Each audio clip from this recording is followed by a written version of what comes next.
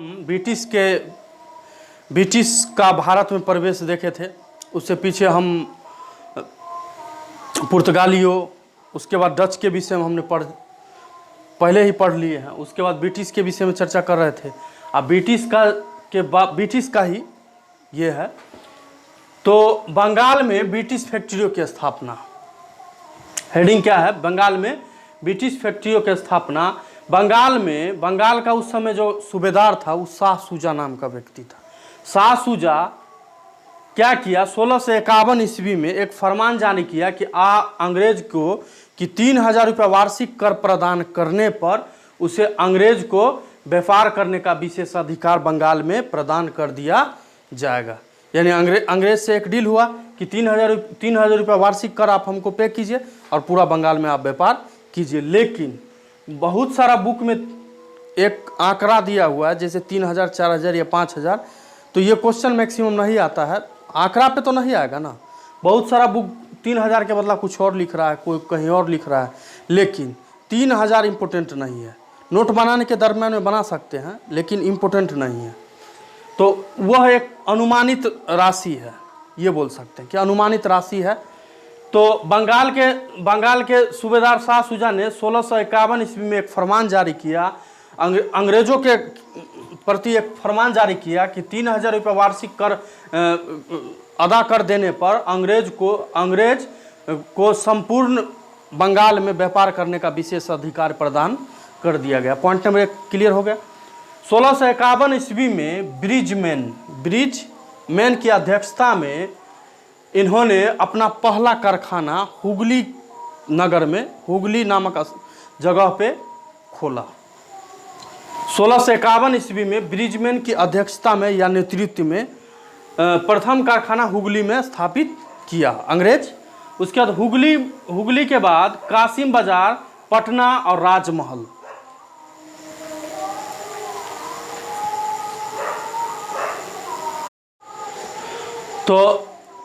तो हुगली 1651 में ब्रिजमैन की अध्यक्षता या नेतृत्व में हुगली में अपना पहला कारखाना खोला। उसके बाद क्या हुआ? हुगली के बाद कासिम बाजार के बाद पटना और पटना के बाद राजमहल में अपना कारखाना स्थापित किया। हुगली के बाद कासिम बाजार के बाद पटना और पटना के बाद राजमहल में अपना कारखाना स्थापित किया। चलिए 1686 ईस्वी में अंग्रेज और एक साथ औरंगजेब में भिड़ंत हो गया। भिड़ंत क्यों हो गया? कि अंग्रेज जो है हुगली में गंध मचाया हुआ था, नहीं समझे? लूटपाट कर रहा था, वहाँ के लोगों को लूट रहा था, गंध मचाया हुआ था। यानी अंग्रेज जब यहाँ आया तो उसको विशेष अधिकार प्रदान जब कर दिया, 1651 में जब हुगली में कारखाना स्थापित कर दिया, तो वहाँ लूटपाट करने लगा, गंध मचा दिया। तो इसी गंध को साफ करने के लिए औरंगजेब ने उसको क्या किया? उससे भिड़ंत हो गया, जिसमें अंग्रेज बुरी तरह पराजित हो गया था। मुगल शासक औरंगजेब से अंग्रेज बुरी तरह पराजित हो गया था एवं भागा हुगली छोड़कर। हुगली में कारखाना स्थापित था, गंध मचाएगा तो तय है जो मारपीट होगा, दोनों में मारपीट हुआ तो औरंगजेब उसको बुरी तरह पराजित कर दिया और वो वहाँ हुगली से छोड़कर अंग्रेज भागा। चलिए 15,000 रुपया। उसके बाद पुनः क्या हुआ कि 15,000 रुपया हर्जाना लेकर, कौन हर्जाना लेगा?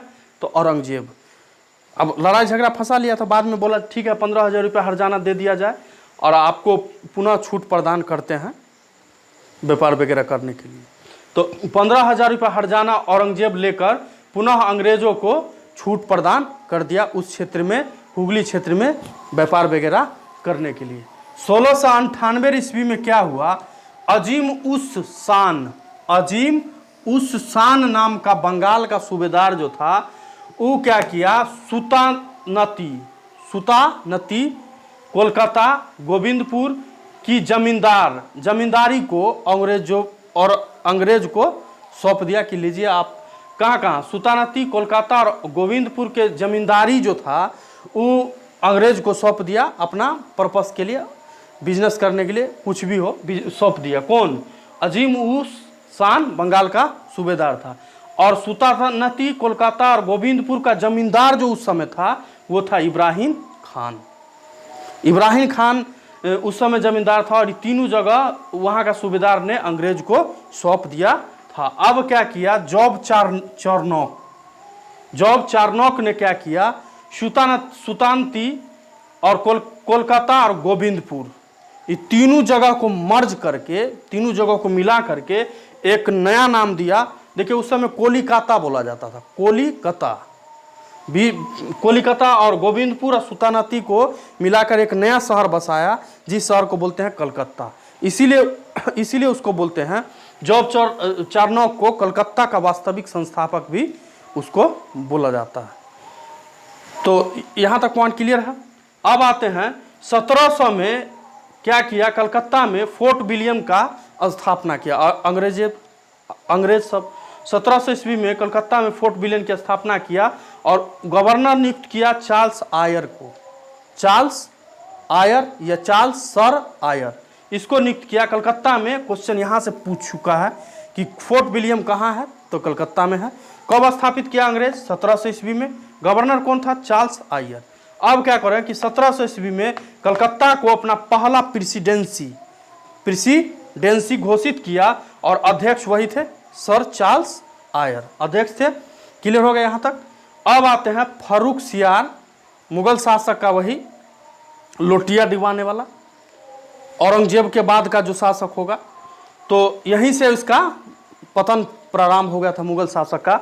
तो फारूक सियार का फरमान क्या था, फारूक सियार को एक बहुत बड़ा भयंकर बीमारी था। अब पता क्या था, हो सकता गुप्त रोग भी हो, नहीं अब अंदर में क्या बीमारी था तो चर्चा नहीं किया गया, गुप्त रोग भी हो सकता है। तो फारूक सियार को एक बहुत बड़ा बीमारी था, दर्दनाक बीमारी था, जिसको सर्जन हैमिल्टन ने बचाया था। उस बीमारी से डॉक्टर था, सर्जन था, तो सर्जन हैमिल्टन ने फारूक सियार को एक दर्दनाक बीमारी से बचाया था। इससे खुश होकर, इससे प्रसन्न होकर फारूक सियार ने फरमान जारी किया। वो क्या क्या फरमान था कि बंगाल में 3000 रुपया लेकर समस्त व्यापार करने का, समस्त जगह मतलब पूरा बंगाल में व्यापार करने का सीमा शुल्क से उसको मुक्ति प्रदान कर दिया गया। और अंग्रेज को कि 3000 रुपया टैक्स ले लिया गया पहले, और संपूर्ण बंगाल में उसको फ्री कर दिया, टैक्स मुक्त कर दिया गया। यहाँ तक क्लियर हो गया। अब आते हैं कोलकाता के आसपास 38 गांव खरीदने का अधिकार प्रदान कर दिया गया। कलकत्ता के आसपास 38 गांव खरीदने का अधिकार प्रदान कर दिया गया। बम्बई में ढला जो सिक्का था, इस समय में जो ढला सिक्का बम्बई में जो चलता था, उसको ये फरमान जारी कर दिया कि अब बम्बई में जो ढला सिक्का है वो संपूर्ण मुगल साम्राज्य में वैलिड होगा, चलेगा। क्लियर। अब आते हैं सूरत में 10,000 रुपया लेकर संपूर्ण आयात एवं निर्यात में छूट प्रदान कर दिया गया। मतलब सूरत जो उधर का गुजरात का था, वो इलाका में क्या किया, 10,000 रुपया लेके आयात एवं निर्यात पे जो टैक्स लगता था, लिया करता था कौन, ये मुगल शासक, उन्होंने आयात एवं निर्यात को छूट प्रदान कर दिया। चलिए हो गया। अब देखिए स्थापित कारखाना क्या क्या स्थापित किया है, इंपॉर्टेंट है, इसका तो चरण चालू ही रहेगा। अब देख लीजिए कुछ इंपॉर्टेंट, इससे क्वेश्चन बनेगा। 1608 ईस्वी में पहला कारखाना जब आया था तो सूरत में खुला, तो अस्थायी कारखाना।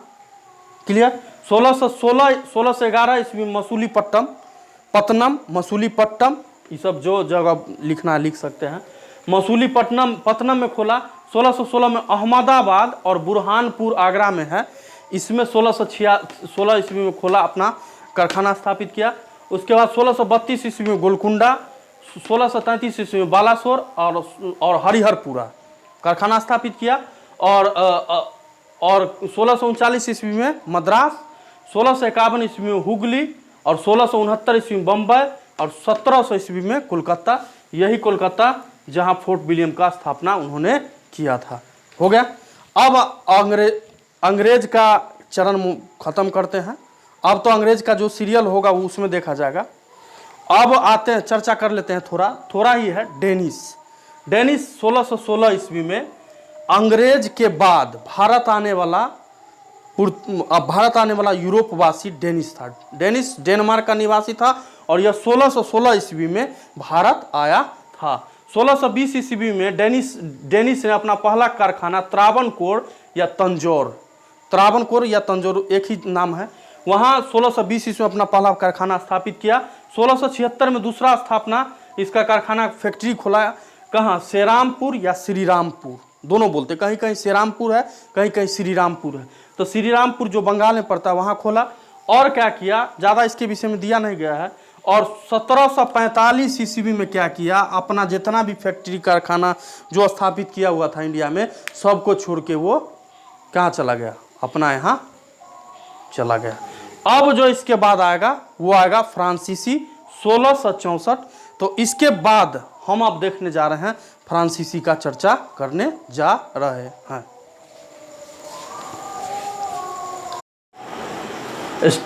फ्रांसीसी, अब हम पुर्तगाली के विषय में जाना, डच के विषय में जाना, और उसके बाद अंग्रेज के विषय में जाना, फिर हमने डेनिश के विषय में जाना। अब लास्ट है यह फ्रांसीसी के विषय में चर्चा कर लेते हैं। फ्रांसीसी जो है, फ्रांसीसी के विषय में चर्चा कर लेते हैं। लुई 14वां, लुई 14 या लुई 14वां के मंत्री था, उसका नाम था कोलबर्ट।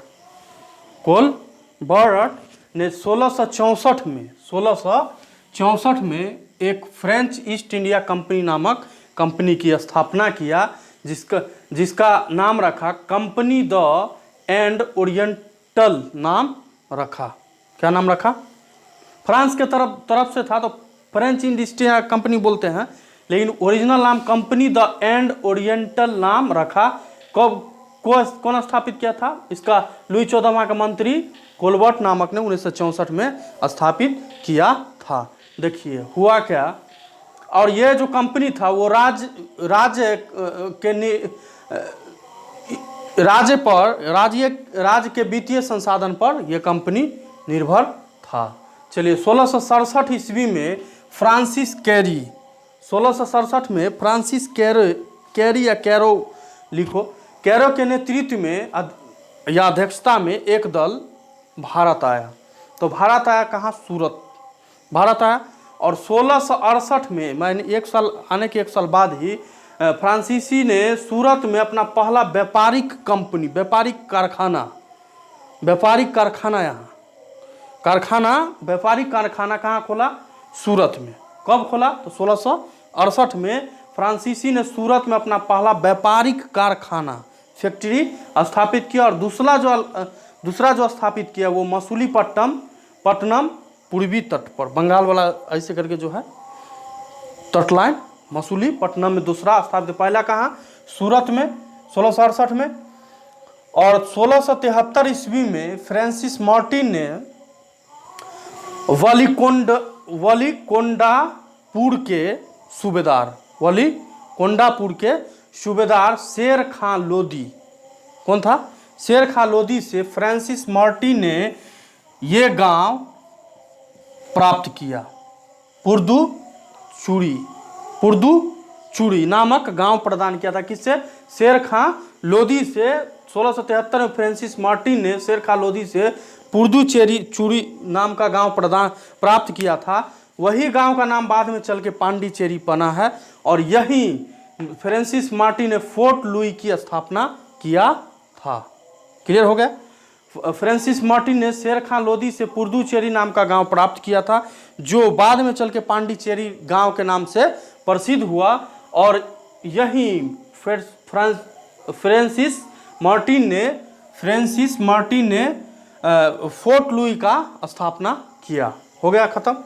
1674 ईस्वी में शाइस्ता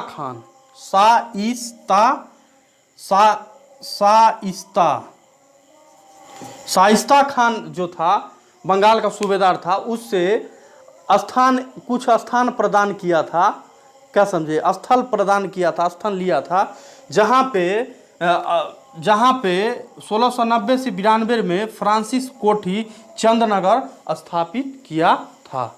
यानी कि शाइस्ता खान से, बंगाल का सूबेदार था, उससे एक स्थल, कुछ जमीन का भूमि का टुकड़ा लिया था, जहाँ पे फ्रांसिस कोठी का निर्माण 1690 से 92 के संदर्भ में फ्रांसिस ने किया था। और यहाँ पे चंद्रनगर का स्थापना किया है, चंद्रनगर जगह का स्थापना किया है। 1693 ईस्वी में डचों ने अंग्रेजों की सहायता से, डच जो शासन कर रहा था डचों ने अंग्रेजों की सहायता से पांडिचेरी नाम का इसका स्थान छीन लिया, लड़ाई झगड़ा करके छीन लिया था पांडिचेरी नाम का स्थान, जिसको क्वेश्चन यहाँ से भी पूछ चुका है, जिसको रिजविक की संधि से फ्रांसिस को पुनः पांडिचेरी प्राप्त हुआ। यहाँ से क्वेश्चन पूछा है, इस चीज़ का याद रखिएगा कि रिजविक की संधि क्या है। तो फ्रांसीसी ने डचों ने फ्रांसीसी से जो पांडिचेरी नामक स्थान अंग्रेजों की सहायता से जीत लिया था, उसी को प्राप्त करने का यह संधि था। रिजविक की संधि कब हुआ? 1697 ईस्वी में। अब 1721 ईस्वी में क्या किया? मॉरिशन पर अधिकार कर लिया। 1724 ईस्वी में फ्रांसीसी के विषय में तो फ्रांसीसी अधिकार कर, फ्रांसीसी मतलब फ्रांसीसी, स्पेशलिस्ट कोई नहीं, फ्रांसीसी का जो भी दल था या गवर्नर वगैरह था, तो 1721 में मॉरिशन पर अधिकार कर लिया, 1724 में मालाबार पर, 1739 पर करिकल पर अधिकार कर लिया। क्लियर हो गया। अब आते हैं अंग्रेज और फ्रांसीसी में संघर्ष। चूंकि दोनों राज कर रहा था तो दोनों में संघर्ष का कुछ न कुछ कारण रहा होगा। अब क्या हुआ? ब्रिटिश ईस्ट इंडिया कंपनी, अच्छा इंडिया में जो आया था ब्रिटिश ईस्ट इंडिया कंपनी या फ्रांसिस ईस्ट इंडिया कंपनी जो इंडिया में आया था, उसका उद्देश्य क्या था? व्यापार करना। लेकिन बाद में उद्देश्य क्या बना लिया? व्यापार के साथ साथ वो राजनीतिक में भी हस्तक्षेप करने लगा, व्यापार के साथ साथ यहाँ के प्रशासन वगैरह में भी हस्तक्षेप करने लगा, जिससे क्या हुआ कि फ्रांसिस और अंग्रेज एक दूसरे के आमने सामने आ गए। तो स्वाभाविक है कि लड़ाई झगड़ा की स्थिति पैदा हो जाएगी। तो इसी कारण ये दोनों में संघर्ष हुआ, इसी कारण दोनों में संघर्ष हुआ। और इसी संघर्ष को हम इतिहास में कर्नाटक का युद्ध के नाम से जाना जाता है। यही घटना कर्नाटक के युद्ध के नाम से जाना जाता है। तो आइए देखते हैं। पहला है प्रथम कर्नाटक युद्ध 1740 ईस्वी में। क्यों हुआ था? तो ऑस्ट्रिया कहाँ? यूरोप में ही है, एक जगह है, गूगल 3D मैप पे चेक कर लें। ऑस्ट्रिया की उत्तराधिकार के लिए युद्ध था। चूंकि अंग्रेज भी यहाँ के सर्वश्रेष्ठ कहलाने की कोशिश में था और वो भी सर्वश्रेष्ठ था, तो ऑस्ट्रिया के उत्तराधिकार के लिए युद्ध था। इसका तत्कालीन कारण क्या क्या था? देखिए, अंग्रेज का कैप्टन जो था बार्नेट या वॉनेट भी बोल सकते हैं, बार्नेट या बार्नेट, इसका जो अंग्रेज का जो कैप्टन था बार्नेट, इसके नेतृत्व में इसका आर्मी, अंग्रेज का आर्मी क्या किया? फ्रांसिस का जो जलपोत था उस पर कैप्चर कर लिया, उसको कब्जा कर लिया उस पर। और फ्रांसिस का गवर्नर डुप्ले ने क्या किया? लाबुर्दने की सहायता से मद्रास पर अधिकार कर लिया था। यही मेन रीजन था, तत्कालीन कारण था कर्नाटक के प्रथम युद्ध का। चलिए, कर्नाटक का प्रथम युद्ध सेंट थोम युद्ध के नाम से भी जाना जाता है। सेंट थोम युद्ध कहाँ? अड्यार नदी के किनारे हुआ। कहाँ हुआ? अड्यार नदी का, डो में हाइफन है, अड्यार नदी के किनारे हुआ। एक साइड कौन कौन था? फ्रांसीसी सेना, और इसका फ्रांसीसी सेना का नेतृत्व करता कौन थे? पैराडाइज। एक साइड थे फ्रांसीसी सेना, दूसरा साइड था कर्नाटक का नवाब अनवरुद्दीन। एक साइड फ्रांसिस, एक साइड अनवरुद्दीन, कर्नाटक का नवाब। अब इस दोनों में लड़ाई हुआ, अब दोनों में युद्ध हुआ, तो युद्ध में फ्रांसिस का विजय हुआ है।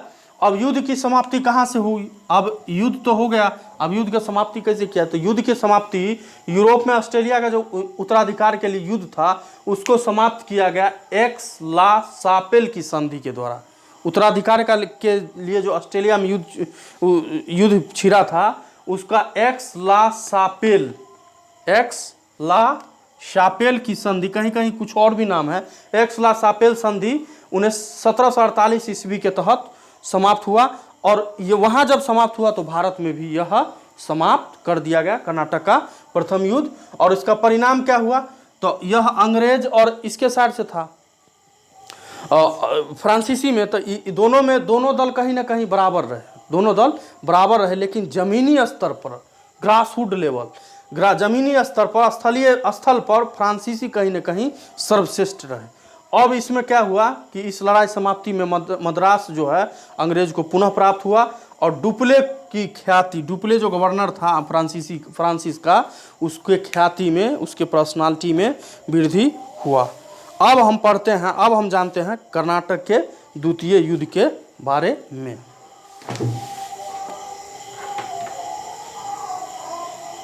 बंद कीजिए, स्टार्ट करते हैं। अंग्रेज फ्रांसीसी संघर्ष में पहला बताया कि कर्नाटक का युद्ध। कर्नाटक का तत्कालीन कारण क्या था? तत्कालीन कारण था ऑस्ट्रेलिया के उत्तराधिकार के ऑस्ट्रिया के उत्तराधिकार के लिए संघर्ष था अंग्रेज इसके बीच में। अब आते हैं, इसके बीच 3 गो युद्ध हुआ है। कर्नाटक प्रथम युद्ध, कर्नाटक द्वितीय युद्ध, कर्नाटक तृतीय युद्ध। तो कर्नाटक प्रथम युद्ध का चर्चा हमने किया है। कर्नाटक द्वितीय युद्ध पर चर्चा करते हैं। कर्नाटक का द्वितीय युद्ध 1749 से 54 के बीच चला है। कारण क्या था? डुप्ले का जो पीछे लिखाए हैं कि कर्नाटक के प्रथम युद्ध में, उसमें लिखाए हैं कि डुप्ले को ख्याति प्राप्त हुआ था, थोड़ा पावर आ गया था, थोड़ा जोश आ गया था। तो अब क्या किया कि वो डुप्ले जो है उसका मनोबल थोड़ा बढ़ा हुआ था। वो क्या किया, डुप्ले राजनीतिक महत्वाकांक्षा और उसका बढ़ना प्रारंभ हो गया कि चलो थोड़ा और राजनीतिक में हस्तक्षेप करते हैं। और भारत के राजनीतिक में वो अपना हस्तक्षेप करने लगे थे। ठीक है, उसके बाद क्या था? एक कारण क्या था? कर्नाटक के नवाब पद के लिए यह मेन तत्कालीन कारण था कि चाहता था कि कर्नाटक का नवाब हम बने तो हम बने। उसके तीसरा था दक्कन के सूबेदार पद के लिए। 3 गो मेन रीजन था कर्नाटक के द्वितीय। डुप्ले की राजनीतिक महत्वाकांक्षा में वृद्धि एवं भारत के राजनीतिक में हस्तक्षेप, कर्नाटक के नवाब पद के लिए, और तीसरा था दक्कन के सूबेदार पद के लिए। क्लियर हो गया? कर्नाटक के नवाब, देखिए अभी दोनों के बीच में एक साइड है अंग्रेज और एक साइड है फ्रांसीसी, और कुछ जो शासक है, कुछ इसका साथ देगा फ्रांसीसी का, कुछ अंग्रेज का साथ देगा। अब देखिए कर्नाटक के नवाब पद के लिए फ्रांसीसी के तरफ से थे चांद साहब या चंदा साहब, और अंग्रेज के तरफ से थे अनवरुद्दीन। अंग्रेज का साथ दे रहे थे अनवरुद्दीन और फ्रांसीसी का साथ दे रहे थे चांद साहब या चंदा साहब। दक्कन के सूबेदार पोस्ट के लिए थे फ्रांसीसी के तरफ से मुजफ्फर जंग, इसका सपोर्टिव में। अंग्रेज के तरफ से थे नासिर जंग। अब घटनाक्रम क्या हुआ, पूछ दिया क्वेश्चन पीछे प्रीवियस ईयर। अक्टूबर का युद्ध क्या होता है? अक्टूबर का युद्ध का क्या होता है? तो अक्टूबर का युद्ध में देख लीजिए कि अगस्त 1749 में हुआ अक्टूबर का युद्ध। एक साइड से थे, देखिए इसका ये चांद साहब फ्रांसीसी के एक साइड कौन है? कर्नाटक नवाब के लिए चांद साहब, दूसरा था मुजफ्फर जंग सूबेदार के लिए। तो ये कौन कौन था? मुजफ्फर जंग, चांद साहब और फ्रांसीसी की संयुक्त सेना थी एक साइड। और एक साइड में कौन पड़ गया? तो अंग्रेज और अनवरुद्दीन। तो वो क्या किया, ये तीनों मुजफ्फर जंग, चंदा साहब एवं फ्रांसीसी के संयुक्त सेना ने अनवरुद्दीन को हरा दिया, पराजित कर दिया एवं उसको मार दिया, पराजित करके मार दिया। अब चंदा साहब या चांद साहब जो हैं ये कर्नाटक के नवाब नियुक्त किए गए या बन गए। कर्नाटक का नवाब बन गए चंदा साहब या चांद साहब, और अपनी राजधानी आरकाट या अकाट, ऐसे भी लिख सकते हैं, ऐसे भी लिख सकते हैं, आरकाट को अपनी राजधानी घोषित किया। और मुजफ्फर जंग जो है, मुजफ्फर जंग को दक्कन का सूबेदार बना दिया गया या बन गए, सूबेदार बन गए। अब आते हैं फिर तिरुचिरापल्ली का संघर्ष। तिरुचिरापल्ली का संघर्ष अक्टूबर युद्ध के बाद अंग्रेज जो थे, अक्टूबर युद्ध जो ये हुआ था, अक्टूबर युद्ध में तो पता है कि फ्रांसीसी साइड से मुजफ्फर और चंदा साहब जीते थे। अब क्या किए कि तिरुचिरापल्ली में अक्टूबर के युद्ध के बाद अंग्रेज क्या किया कि अर्काट की राजधानी जो है उस पर हमला करके, उसका जो अर्काट राजधानी था किसका? चंदा साहब का, कर्नाटक का नवाब का राजधानी था। तो उसको क्या किया अंग्रेज? जीत लिया, उससे छीन लिया, जीत लिया प्लस छीन लिया, और तिरुचिरापल्ली पर अधिकार कर लिया। तिरुचिरापल्ली, पहले पॉइंट समझ गए, फिर से देख लीजिए। अक्टूबर के युद्ध के बाद अंग्रेज अर्काट की राजधानी पर हमला करके उसको जीत लिया। अब क्या किया, तिरुचिरापल्ली पर अंग्रेज का अधिकार था। किसका अधिकार था? तिरुचिरापल्ली पर अंग्रेज का अधिकार था, जो फ्रांसिस जीतना चाहता था, जो फ्रांसीसी क्या करना चाहता था? जीतना चाहता था। तो 1722 में क्या किया कि स्ट्रिंगर लॉरेंस अंग्रेज के तरफ से नेतृत्व करता थे, और फ्रांसीसी सेना के बीच युद्ध हुआ। तिरुचिरापल्ली का संघर्ष किसके बीच में हुआ? 1752 ईस्वी में स्ट्रिंगर ऊपर अंशवर है, स्ट्रिंगर लॉरेंस और के इसका अंग्रेज की तरफ से नेतृत्व करता थे और एक साइड से थे फ्रांसीसी सेना। तो ये क्या किए, ये सेना जो फ्रांसीसी सेना उसके सामने, अंग्रेजी सेना के सामने घुटने टेक दिए एवं सामान अपना उसके सामने समर्पण कर दिया और हार गया। तो हार गया। अब क्या किया, चंदा साहब जो था कर्नाटक का नवाब, चंदा साहब को तंजौर का जो राजा था वो उसको हत्या कर दिया। क्लियर हो गया यहाँ तक। अब इसका देखिए परिणाम क्या क्या हुआ। डुप्ले को वापस बुला ले गया, चूंकि देख रहा था कि डुप्ले ज्यादा युद्ध हारा है, तो डुप्ले को क्या कर दिया गया, वापस बुला लिया गया। और 1755 ईस्वी में पांडिचेरी की संधि हुई। पांडिचेरी की संधि हुई थी।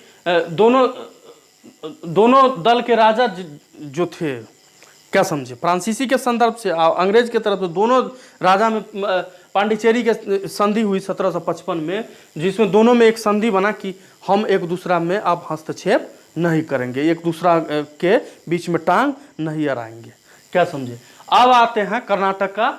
अब मोहम्मद अली को कर्नाटक का नवाब बना दिया गया। क्लियर हो गया। चलिए, इस संघर्ष परिणाम खत्म हो गया। कर्नाटक द्वितीय युद्ध, कर्नाटक का तृतीय युद्ध जो है 1756 से 63 में चला। 1756 से 63 में चला।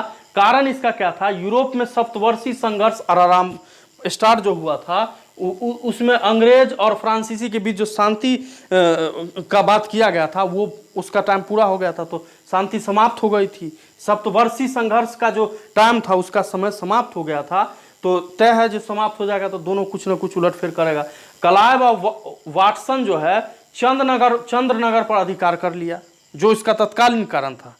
क्लाइव और वाटसन जो है चंद्रनगर पर अधिकार कर लिया, जो इसका तत्कालीन कारण था। अब अंग्रेज के साइड से क्या किया, 1757 ईस्वी अंग्रेज ने चंद्रनगर, उसके बाद बालासोर, कासिम बाजार और पटना, ये तीनों पर जो फ्रांसीसी कंपनी अधिकार किया हुआ था, वो तीनों पर ही क्या कर लिया, कैप्चर कर लिया अंग्रेज। तो तय था कि युद्ध फंस जाएगा। तो युद्ध फंसा, उस युद्ध का नाम है बांडीबासा का युद्ध। 1760 में क्वेश्चन प्रीवियस ईयर में पूछ चुका है, इसलिए इस चीज का ध्यान रखिए कि 1760 बांडीबासा का युद्ध। एक साइड से था, अंग्रेज का नेतृत्व करता था आयर कूट, और फ्रांसीसी का नेतृत्व करता थे काउंट द लाली। नहीं, काउंट द लाली। अंग्रेज का कौन थे, आयरकूट, और इसके साइड से कौन थे, काउंट द लाली। अब क्या किया, आयरकूट के सैनिक, आयरकूट जो नेतृत्व करता था वो, और उसका जो सैनिक था, वो सब मिलके काउंट द लाली और फ्रांसीसी को बुरी तरह हरा दिया। और इसी हार से ये समझ जाइए कि लमसम भारत में फ्रांसीसी साम्राज्य का धीरे धीरे अब अंत होने ही लगा था। लमसम फ्रांसीसी का अस्तित्व समाप्त ही होती। अब बांडीबासा की युद्ध जो हुआ, उसके बाद लमसम फ्रांसीसी का साम्राज्य भारत में समाप्त ही हो गया था। अब देखिए फ्रांसीसी के हार का कारण क्या था। इसका जो कंपनी था वो सरकारी कंपनी था। उसके लाभ और हानि पर डायरेक्टर को जिम्मेदारी आ जाता था। या तो कंपनी लाभ करे तब, या हानि हो तब डायरेक्टर जिम्मेदार होता था। क्या समझे। अब आते हैं यूरोप के संघर्ष में। उधर भी एक संघर्ष चल रहा था, उसके साइड, एक तो इंडिया में चल ही रहा था, उसके साइड भी चल रहा था यूरोप के साइड। तो यूरोप के संघर्ष में उलझा रहता था और भारत के व्यापार पर वो ध्यान नहीं देता था। ज्यादा ध्यान भारत के व्यापार पर नहीं दिया। अंग्रेज यूरोप के युद्ध में उलझा रहता था। अंग्रेज को बंगाल जो प्राप्त हुआ था, बंगाल बड़ा फरी क्षेत्र था, उससे बहुत सारा धन उसको प्राप्त हुआ था। लेकिन इस फ्रांसीसी को तो कैप्चर था वहाँ पांडिचेरी में। तो पांडिचेरी तो छोटा जगह है, तो उस पर उसको अपार धन की प्राप्ति नहीं होती। तो तय है कि इसके पास ज़्यादा पैसा होगा, तो बम गोला बारूद पिस्टल वगैरह इसके पास ज़्यादा होगा, फ्रांसीसी के पास कम होगा। अब क्या था, फ्रांसीसी का नौसेना लमसम, नौसैनिक जो शक्ति है फ्रांसीसी का, वो लमसम खत्म हो गया था। अंग्रेजी कंपनी की जो है, अंग्रेज का जो कंपनी था, उसका राजनीतिक और सेना का जो नेतृत्व था वो बेहतरीन था। और नेतृत्व जो था वो अधिक उत्तम था, किसके बनिस्पत, फ्रांसीसी के बनिस्पत। तो ये कारण रहा। और ये इसी के संदर्भ में हम अब बोल रहे हैं कि आपका पहला चैप्टर यूरोप का भारत में आगमन खत्म हो गया मॉडर्न हिस्ट्री के अंतर्गत। अब हम जो सेकेंड चैप्टर लेंगे, वो चैप्टर हम लेंगे मुगल साम्राज्य का पतन। जो मुगल साम्राज्य तो मध्यकाल में पढ़ाए हुए हैं। अब हम जो सेकंड लेंगे, मुगल साम्राज्य के पतन, यानी यहाँ तक खत्म हो गया। तो समझ में आ गया। अब हम क्या कर रहे हैं कि अब हम देखिए, अब देखिए एक चरण है,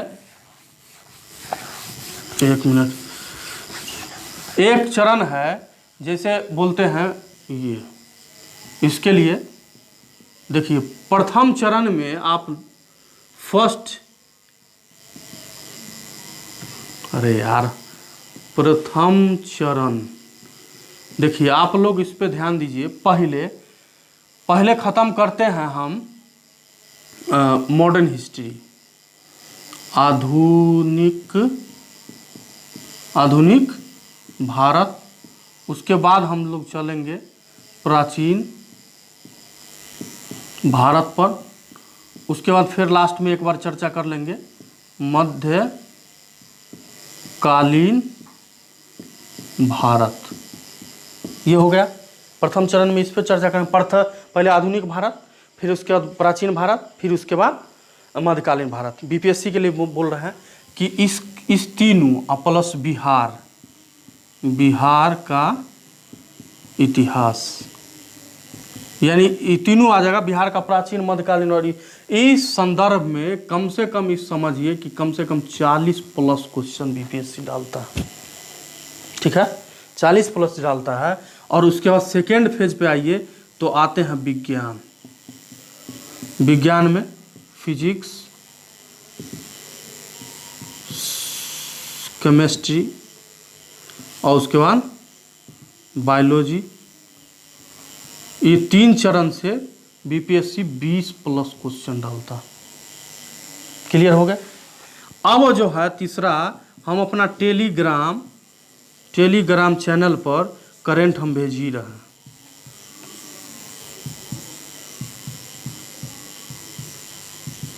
करंट अफेयर का इसमें कम से कम मान के चलिए, इसका वेटेज है इसमें कम से कम 25 प्लस ही जाएगा, कम नहीं जाएगा। 25 प्लस वेटेज है, हम भेज रहे हैं। तो एक तो बिहार के संदर्भ में हम हिंदी में भेज रहे हैं और इंग्लिश में द हिंदू को कट कर करके भेज रहे हैं, वहाँ से भी ऐड करना है। क्या समझे, एक्स्ट्रा नहीं भी पढ़ना है तो कोई दिक्कत नहीं, इससे ज़्यादा नहीं आएगा। अरे नहीं, कम से कम 30 क्वेश्चन में कम से कम 25 को पूछे, 30 क्वेश्चन में कम से कम 20 पकड़ा ही जाएगा, 20 तो कम से कम टकराएगा। चलिए इसके बाद आते हैं, फिजिक्स हो गया, उसके बाद प्रीवियस ईयर मैथ बनाइए, 10 नंबर का आता है, हो गया। अब इसके बाद का जो चरण आएगा वो आएगा पॉलिटी, जियोग्राफी, उसके बाद इकोनॉमिक्स। इस 3 चरण को हम रख रहे हैं बाद के लिए। इसके दूसरा चरण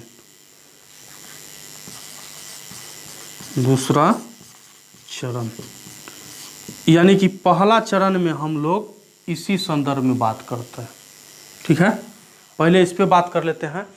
40 इतिहास का, 20 प्लस इसका और 25 प्लस इसका, और इससे 10 नंबर कम से कम जोड़ लीजिए तो 5 और 4 2 6, 4 2 6 2 8 1 9, यानी तय है कि कम से कम इससे प्लस जाएगा इतना का वेटेज। अब इसका जो वेटेज है मान के चलिए कि इस तीनों सब्जेक्ट का वेटेज जाएगा ज़्यादा से ज़्यादा तो 40 जाएगा, यानी 10 इधर 10 इधर और 10 इधर, कभी कभी 10 प्लस 10 प्लस 10 प्लस जा सकता है। तो ये रहा रणनीति। तो पहला चरण में हम आधुनिक भारत पढ़ा ही रहे हैं, उसके बाद प्राचीन पढ़ाएंगे, मध्यकालीन पढ़ाएंगे, बिहार का इतिहास पढ़ाएंगे। उसके बाद विज्ञान के विषय में आप लूसेंट या क्राउन के बुक से रेगुलर बेसिस पर सुबह में पढ़ते रहिए।